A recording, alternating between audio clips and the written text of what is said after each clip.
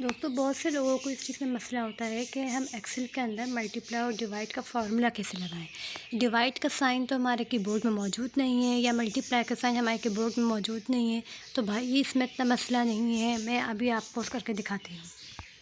हमने ये एक्सेल खोला है, यहाँ पे मैंने मल्टीप्लाई के फॉर्मूले लिखे हैं, यहाँ पे मैं डिवाइड का फॉर्मूला लिखूँगी। तो सबसे पहले देखिए पहला नंबर है एंड ये दूसरा नंबर है, मुझे यहाँ पे इसका रिज़ल्ट चाहिए। तो भाई देखो इक्वल का साइन डालो, सेलेक्ट करो पहला नंबर। मल्टीप्लाई का साइन कहीं मौजूद नहीं है, ना कीबोर्ड में ना मोबाइल में। इसके लिए हमारे पास एक साइन मौजूद होता है, इसको हम कहते हैं स्टेरिक। स्टेरिक को रखो और फिर दूसरा साइन को सिलेक्ट करो, देन फिर इंटर दबाओ। तो ये दोस्तों देख सकते हो कि यहाँ पे किस तरीके से मैंने यहाँ पे ये फॉर्मूला लगाया है। अब हम डिवाइड का देखते हैं। डिवाइड के भी बिल्कुल सिंपल है भाई, इक्वल का साइन डालो, पहला नंबर सेलेक्ट करो।